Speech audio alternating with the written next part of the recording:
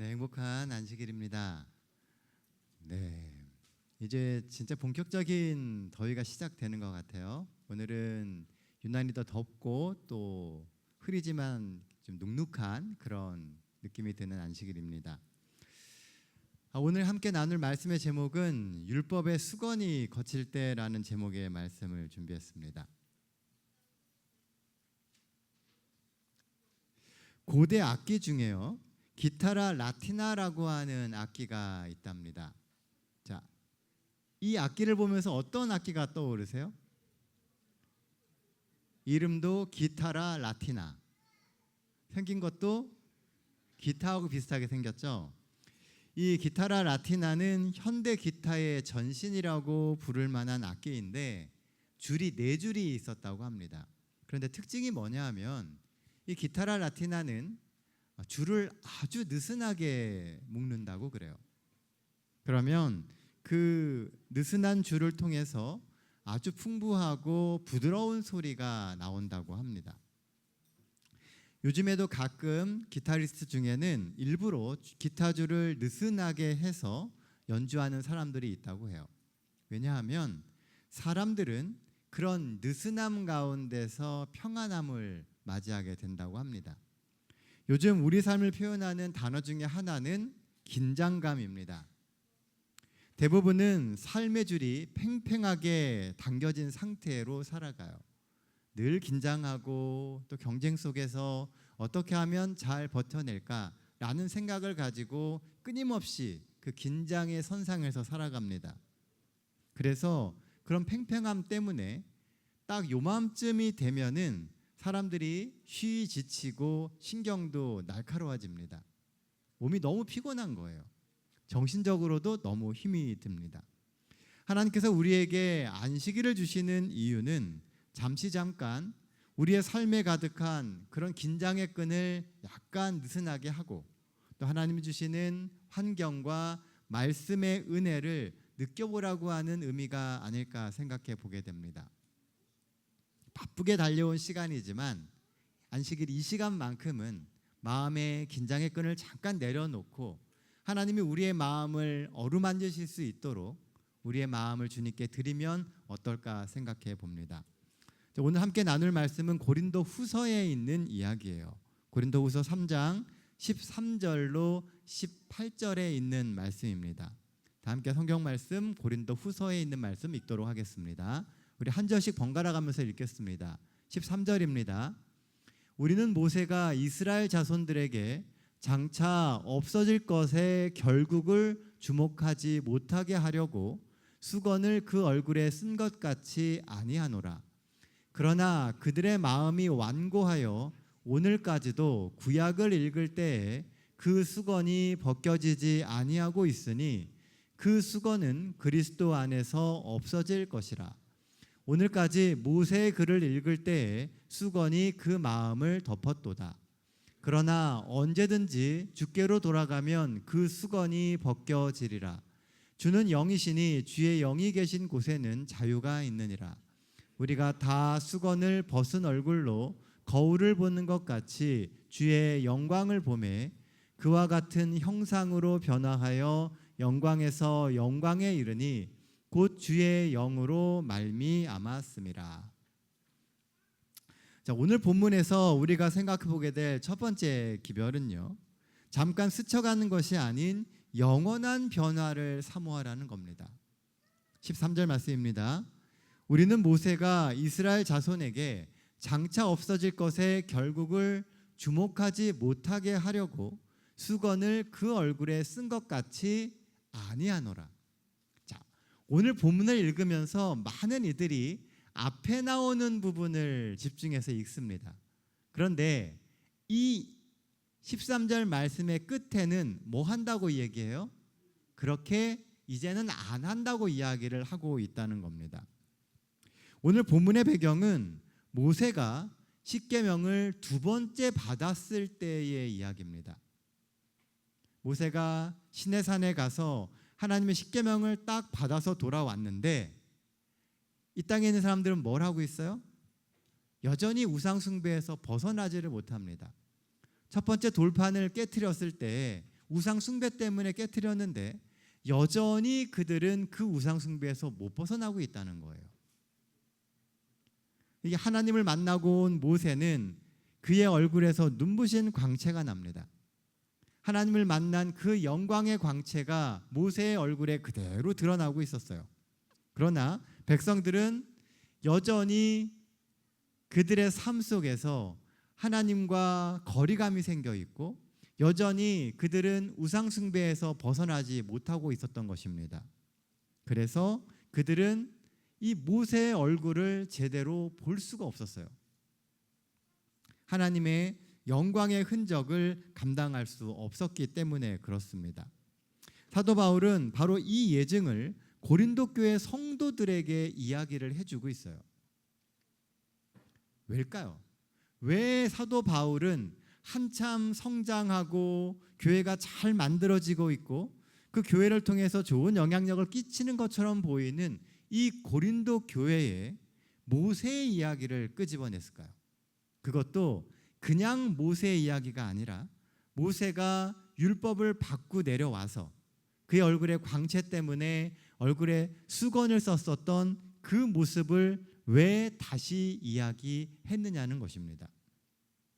왜냐하면 바로 이 고린도 교회에 공공연하게 들어오고 있는 잘못된 영적 혼란이 있었기 때문입니다. 고린도 교회는 우리가 성경을 읽어보면요, 굉장히 은혜를 받은 교회예요. 성령의 강력한 임재를 경험했고요. 그리고 그 고린도 교회를 통해서 수많은 이들이 하나님을 받아들이는 역사가 있었습니다. 그러니까 보기에 정말 좋은 교회예요.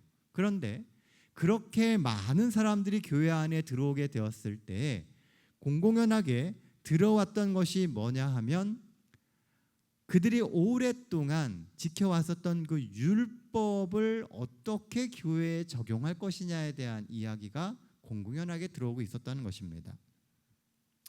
그것은 성도들의 신앙의 우선순위를 흔드는 일이 되게 됐어요. 가슴을 뛰게 했던 복음의 그 열기는 점점 사라지고요. 그 자리에 차가운 의식과 형식만이 남게 된 것입니다. 분명히 하나님 주시는 복음의 열정으로 뜨겁게 성장하는 교회였는데 어느 순간 그 복음의 열정의 자리를 율법의 허례허식이 다시 자리 잡기 시작을 했다는 겁니다. 본문에서 바울이 말하는 이 사라질 영광이라고 하는 것은요, 그리스도의 초림과 더불어서 끝나버린 예수님에 대한 표상과 지나간 예언들을 말합니다. 지나간 것들에 얽매여서 눈앞에 계신 그 예수님을 놓치는 어리석음이 당시 교회에 가득했기 때문입니다. 모형과 의식은요, 영원하지 않아요. 하나님께서 성경을 통해서 알려주신 예언과 각종 표상들은 예수 그리스도의 초림을 통해서 다 성취되었습니다. 그럼 우리의 시선은 형식이나 의식이 아니라 예수 그리스도를 통하여 완성된 구원에 맞춰져야 되는 것이 아닙니까? 그런데 자꾸 시선을 예수 그리스도에게 맞추는 것이 아니라 과거에 우리가 지켜왔던 그 형식에 자꾸 맞추려고 한다는 거예요. 물론 형식도 중요합니다. 그리고 그 의식 때문에 더 거룩해지는 건 맞아요. 그런데 정말 중요한 것은 우리의 삶 속에 들어오신 그 예수님을 놓치지 않는 것입니다. 여전히 수건과 같은 선입견이 예수 그리스도를 통한 복음을 가리고 있었던 것입니다.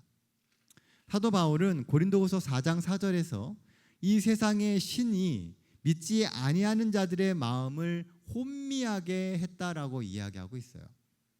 사단이 사람들의 눈을 가리고 진리를 혼란스럽게 만들었다는 거죠. 그러니까 진리가 없는 게 아니에요.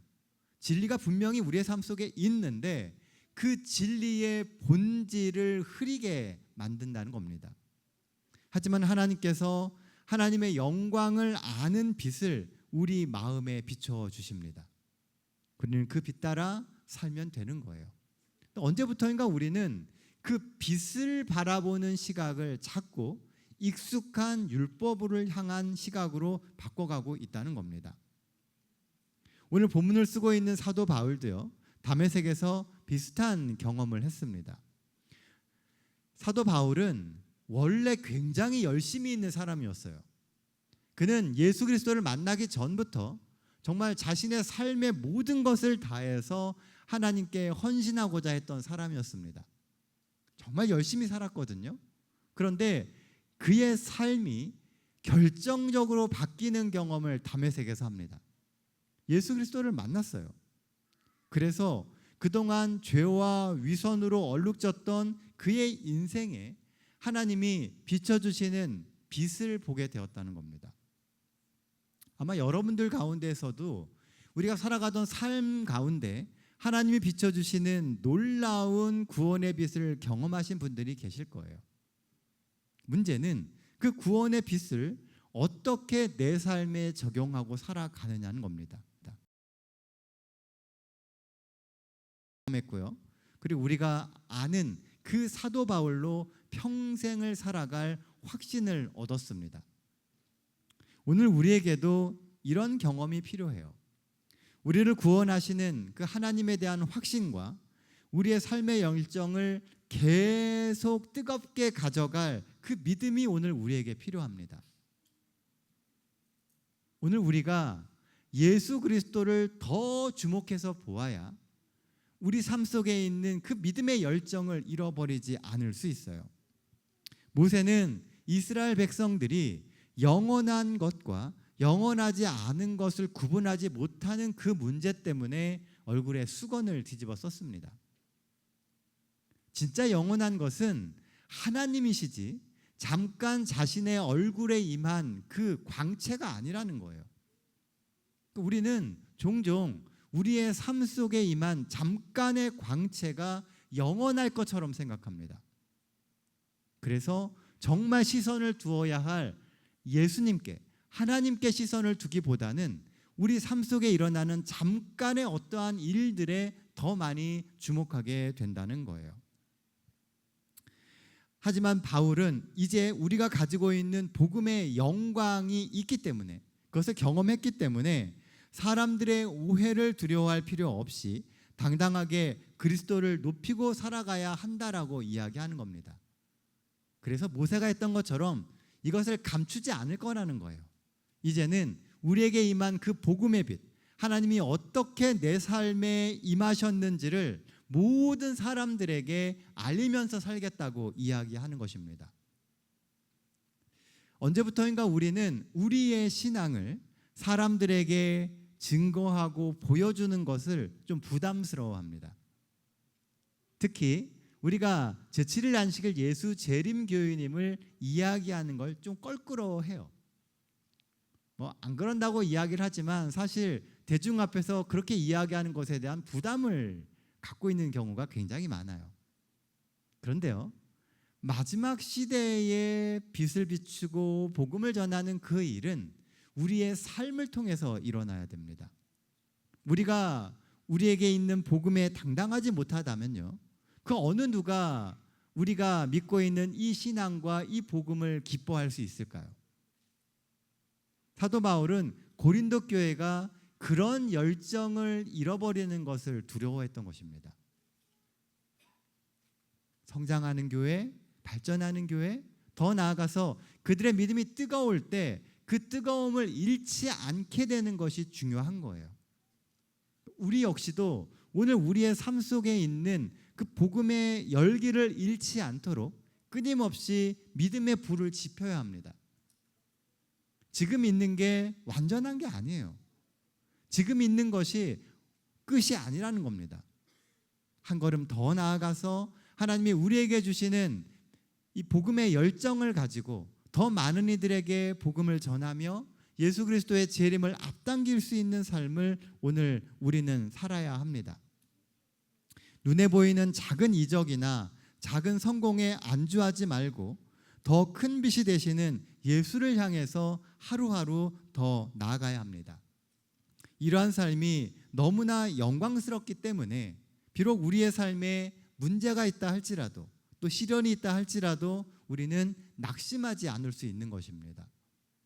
사랑하는 성도 여러분, 오늘 우리가 붙들고 있는 일시적인 성공이나 영광에 안주하지 마십시오. 하나님께서 우리에게 주시는 축복이 있다면 감사할 일이지만 그것이 우리가 안주해야 될 것은 아니라는 겁니다. 우리를 영원히 영화롭게 할 예수 그리스도께 더 집중하고 그리스도를 향해 나아가는 삶을 살아가시는 우리 동탄 새하늘교회 모든 성도들이 되시기를 간절히 바랍니다. 본문이 주는 두 번째 기별은요, 마음의 밭을 갈아엎자는 거예요. 14절 말씀입니다. 그러므로 그들의 마음이 완고하여 오늘까지도 구약을 읽을 때에 그 수건이 벗겨지지 아니하고 있으니 그 수건은 그리스도 안에서 없어질 것이다. 여전히 사람들이 성경을 읽으면서 그 율법만 바라볼 뿐 그리스도를 바라보지 못하고 있다는 그 이야기를 지금 사도 바울은 하는 것입니다. 근데 사도 바울은요, 그 성도들이 그 영적 수건을 벗어내지 못하는 이유를 마음의 완고함이라고 이야기하고 있어요. 완고한 게 뭡니까? 마음을 딱딱하게 해가지고 누가 무슨 이야기를 하든지 제대로 들으려고 하지 않는다는 거예요. 열린 마음이 아니라 내가 가지고 있는 그 생각의 틀로 딱 맞고선 서 있다는 겁니다. 그래서 성경을 읽어도 우리 눈을 가리고 있는 그 영적 수건을 떨쳐내지를 못한다는 겁니다. 영적 수건은 한마디로 그 당시 교회 안에 자리 잡았던 허례허식이에요. 과거부터 이렇게 해왔었던, 이건 이렇게 하는 것이고 저건 저런 것이고 이렇게 했던 그 의식들, 보여주기 위한 허례허식들이 그들의 눈을 가리고 있었던 영적인 수건이었다는 겁니다. 마음이나 정성이 없이 겉으로만 번지르르하게 꾸민 형식입니다. 마음이나 영성이 없다는 것이죠. 절대로 형식이 나쁜 게 아니에요. 형식이 있어야 내용이 충실해집니다. 그러나 영성이 없는 형식은 사람을 피폐하게 만들어요. 특히 영성이 없는 신앙생활은요, 가면 갈수록 우리를 메마르게 만듭니다. 특히 율법이 그러하죠. 율법이 없으면 죄를 깨달을 수 없습니다. 율법이 없으면 우리를 위한 예수 그리스도의 사랑과 십자가의 희생의 본질을 알 방법이 없어요. 죄인이기 때문에, 내가 율법을 통해서 내가 죄인이라는 것을 깨닫기 때문에 우리를 위해 돌아가신 예수 그리스도의 희생이 얼마나 큰 것인지를 알게 되는 겁니다. 그래서 율법은 필요합니다. 그 율법은 우리의 현실과 우리의 필요를 깨닫게 해주기 때문에 율법은 반드시 있어야 돼요. 그러나 이 율법이 성령의 감동을 통한 영성이 빠진 율법이 된다면 이 율법만큼 성도된 우리의 삶을 메마르게 하는 게 없다는 겁니다. 자비 없이 상처를 주고받고 감사 없이 교만해집니다. 그리고 결국 완고해지는 거예요.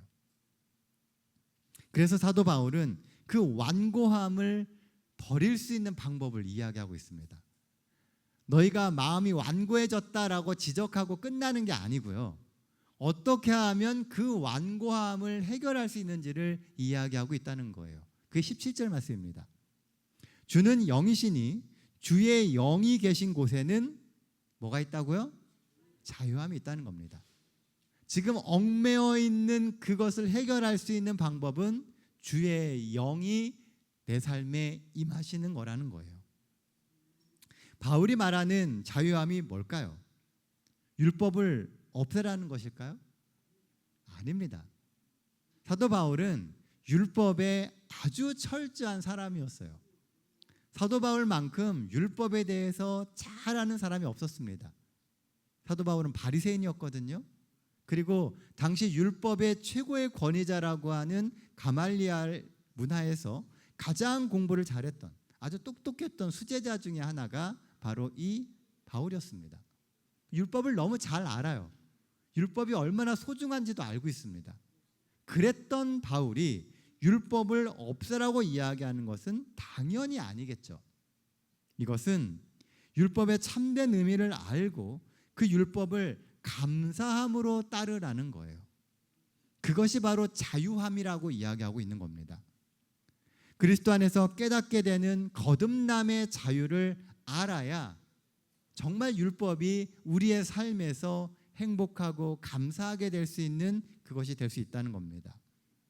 그 사랑을 알고 그 은혜를 알기에 모든 인생의 경험 앞에서 막힘없이 평안해지는 경험이 바로 사도 바울이 말하는 자유함입니다. 예수 그리스도를 통한 구원, 그리고 그 거듭남의 경험이 얼굴에 덮였던 수건을 제거하고 나를 위한 그리스도의 속죄하심과 구원의 은혜를 비로소 삶 속에서 깨닫게 만드는 거예요. 종종 우리가 이렇게 신앙생활을 하다 보면요, 주변에서 간증하시는 분들의 이야기를 듣습니다. 그들이 경험한 하나님은 마치 내가 보았던 하나님과 다르지 않은 것처럼 보이는데 또 들어보면 또 다른 것 같아요. 비슷한데 뭔가 다른. 그게 뭐냐면요, 바로 그 한 장, 우리의 삶을 바꾸시는 율법과 하나님의 말씀 가운데 있는 그것을 삶으로 체험을 했느냐 하지 못했느냐의 아주 작은 차이가 있는 것입니다. 그리고 그것이 결국 나아가서 우리의 신앙의 경험을 바꾸게 되는 그런 역사를 만들어 온다는 것이죠. 그런데 문제는요, 죄로 인해서 우리의 이해력이 둔해졌다는 겁니다. 우리가 가면 갈수록 죄 때문에 사실은요, 영적으로 민감해지는 것을 잃어버리고 있어요. 그래서 죄가 죄처럼 여겨지지 않습니다. 더 나아가서 우리의 삶은 시간이 갈수록 더 혼란스러워져요. 신앙의 길이 명확한데 그 명확함이 점점 혼란스러워진다는 겁니다. 되는 것과 안 되는 것, 내 삶에 있어서 이것이 신앙적인 것인지 아닌지에 대해서도 모호해지는 순간들이 점점 많아지고 있다는 겁니다. 모세 시대에도 유대인들은 모세를 불신했습니다. 바울 시대에도 유대인들은 바울을 불신했어요. 왜일까요? 그들이 살아가는 삶의 기본 틀로는 하나님의 이끄심을 따라갈 수 없기 때문에 그래요. 하나님이 우리에게 제시해 주시는 영적인 표준은 늘 높습니다. 하나님은 우리가 더 나은 그리스도인이 되라고 늘 높은 표준을 주세요. 그런데 우리의 삶은 가면 갈수록 어떻게 돼요? 예전보다 표준이 떨어집니다. 그리고 떨어진 표준이 너무나 당연스러워지는 시대를 우리는 늘 살아간다는 거예요. 그러니까 하나님이 우리에게 주시는 그 표준들이 우리의 삶 속에서는 여전히 이해하고 따라갈 수가 없는 것처럼 여겨지게 된다는 거죠. 그래서 애써 가리거나 아니면 그것이 아주 절대적인 것인 양 목을 매거나 그 양극단으로 향하게 되는 겁니다. 늘 그렇듯이 극단은 위험합니다. 우리가 그 극단으로 향하게 만드는 게 사단의 목적이에요. 그래서 결국 실패하게 만드는 겁니다. 의미 없다고 포기하거나 힘들다고 포기하거나 결론은 포기하게 만드는 게 사단의 목적이라는 거죠. 하물며 마지막 시대를 살아가는 재림 성도에게도 세상에 불신이 있는 것이 당연하지 않을까요? 마지막 때가 되면 될수록 많은 이들이 우리가 믿고 있는 진리에 대해서, 우리가 믿고 있는 복음에 대해서 불신의 시각을 보일 겁니다. 우주로 우주선을 보내는 이 시대에 하늘에서 하나님이 재림하신다는 게 말이 되냐고. 여러분도 어떻게 생각하십니까? 우리가 믿음의 눈으로 바라볼 때는 당연히 그건 틀린 이야기라고 이야기하지만 사실 우리도 어느 순간부터인가 그 이야기에 조금씩 동조되고 있다는 거예요. 우리도 모르는 사이에 우리의 믿음의 근간이 되는 믿음들이 흔들리는 경험들을 우리는 계속한다는 겁니다. 갈수록 영적인 선악의 재쟁투는 더 첨예해지게 될 것이고 더 극단적인 형태로 나타나게 될 겁니다. 그리고 예언은 그렇게 성취되는 겁니다. 그래서 우리의 삶에 필요한 것이 마음밭을 갈아엎는 거예요. 기존에 있던 그 마음밭, 그 틀로는 주께서 주시는 복음의 길을 우리가 이해할 수가 없습니다. 물론 우리의 부족한 이해력으로는 한 번에 다 이해할 수 없을 거예요. 그러므로 더 자주 말씀을 깊이 묵상하고 곱씹어보는 것이 필요합니다. 이미 우리가 교회 생활을 하면서 많이 들어서 알고 있는 그 말씀들 다시 읽어보며 그 말씀이 내 삶 속에서 어떠한 인생의 방향을 제시하고 있는지 자꾸 살펴볼 필요가 있다는 겁니다. 혹 우리가 읽는 말씀 속에 담겨진 하나님의 마음을 내가 지금 놓치고 있지는 않은지, 율법의 형식에 얽매여서 그리스도와 다른 사람을 분리해서 생각하며 사랑이 결여된 삶을 살고 있지는 않은지 우리는 돌아봐야 합니다. 성경은 우리를 매우 허약하고 깨지기 쉬운 질그릇에 비유합니다. 우리는 다 질그릇이에요. 이 질그릇에 근데 뭐가 담겨 있다고요? 복음이 담겨 있다는 겁니다. 깨지기 쉬운 질그릇에 하나님은 복음이라고 하는 보물을 넣어주셨어요. 그럼 어떻게 해야 될까요? 조심해야죠. 질그릇은 깨지기 쉽기 때문에 늘 조심해야 됩니다. 나도 질그릇이고 내 옆에 있는 사람도 질그릇이에요. 어떻게 해야 돼요? 조심조심 보듬어주며 아껴주며 사랑해줘야 합니다. 그래야 그 안에 들어있는 복음이라고 하는 보물이 깨지지 않아요. 마지막 시대는 근데 점점 잔인해집니다. 사람들이 포악해지고요, 잔인해져요. 그래서 질그릇과 같은 많은 사람들을 그냥 깨뜨립니다. 나만 안 깨지면 괜찮다는 생각으로 함부로 해요. 그리스도의 복음을 가지고 있는 사람들은요, 끊임없이 우리는 서로를 보듬어주며 심리적으로 연약한 그들을 다독여주는 것이 필요합니다. 하나님이 끊임없이 우리의 심령을 보수해 주실 수 있도록 우리의 삶을 주님께 맡겨야 되고요, 죄로 인한 우리의 삶을 다시금 하나님의 뜻에 맞게 재창조하실 수 있도록 삶을 내어드리는 경험들이 필요합니다. 그래서 그리스도 앞에 우리는 더 자주 나아가야 돼요. 하나님의 말씀이 있는 곳에, 하나님을 만날 수 있는 곳에 우리는 더 자주 가야 합니다. 우리는 구원을 거듭남이라고 표현을 해요. 말 그대로 거듭남은 다시 태어나는 겁니다. 우리는 그리스도 안에서 다시 태어나야 돼요. 하나님이 끊임없이 우리의 삶 속에 우리의 마음을 갈아엎으셔서 새롭게 하나님의 복음을 키워가실 수 있도록 우리의 마음밭을 갈아엎어야 합니다. 결국 그 역할은 성령께서 우리의 삶 속에서 해주시는 거예요. 18절 말씀입니다. 우리가 다 수건을 벗은 얼굴로 거울을 보는 것 같이 주의 영광을 보매 그와 같은 형상으로 변화하여 영광에서 영광에 이르리니 곧 주의 영으로 말미암음이니라. 주의 영광을 바라보는 우리 모든 성도는 결국 주의 형상으로 변화가 될 겁니다.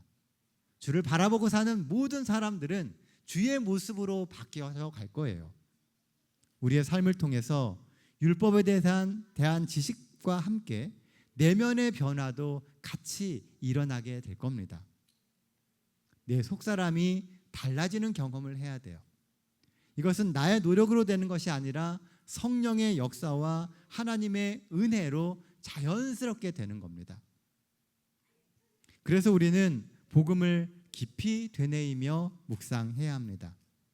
성령께서 우리의 마음에 주시는 그 음성에 더 귀 기울여야 해요. 또한 남들에게 그런 기대를 하며 기다려줘야 합니다. 내 옆에 있는 사람들이 그렇게 성령의 음성에 귀를 기울일 수 있도록 자주 이야기해주며 그들도 같은 경험을 하게 기다려줘야 한다는 거예요. 오래된 고전인 맹자에 보면은요, 송나라의 한 농부의 이야기가 나옵니다. 이 농부는 농작물이 좀 빨리 자라기를 원했어요. 그래서 싹이 나오자마자 가서 그 싹들을 잡아 당기기 시작했습니다. 빨리빨리 자라라고. 잡아 당겨 놓으니까 시간이 지나니까 어떻게 돼요? 쑥쑥 크나요? 다 말라 죽어 버렸습니다. 많은 이들이 이렇게 해요. 조선 후기 학자인 윤기라고 하는 사람은요, 그의 책 무명자 집에서 이를 알묘라고 이야기하면서 이렇게 말을 합니다. 힘써 노력하되 미리 기대하지 말고 여유롭게 대하여 저절로 터득하게 하고 무르익게 해서 제발로 오게 하여 순리대로 지도하고 이끌며 격려하고 권장하라. 오늘 우리가 믿음 안에서 자라날 시간이 필요해요. 나도 그렇고 내 옆에 사람도 그렇습니다. 조바심 내지 말고 온전히 복음의 빛을 계속 비춰주면서 복음에 집중하면서 스스로 깨치고 나올 수 있도록 계속 그곳에 우리의 삶을 두어야 합니다. 우리의 틀 속에 서로를 집어넣으며 재단하지 말아야 합니다. 계속 율법의 원칙을 알려주되 사랑으로 그 율법이 각자의 삶 속에서 의미를 찾도록 기다려 주어야 합니다. 그래야만 하나님의 율법이 삶을 구원하는 복음의 확신이 될 수 있습니다. 저는 제가 사랑하는 우리 동탄 새하늘 교회가 예수 그리스도의 피로 사신 교회임을 믿어 의심치 않습니다. 우리 모두 다 그리스도의 피로 거듭난 사람들이고 구원이 약속된 사람들입니다.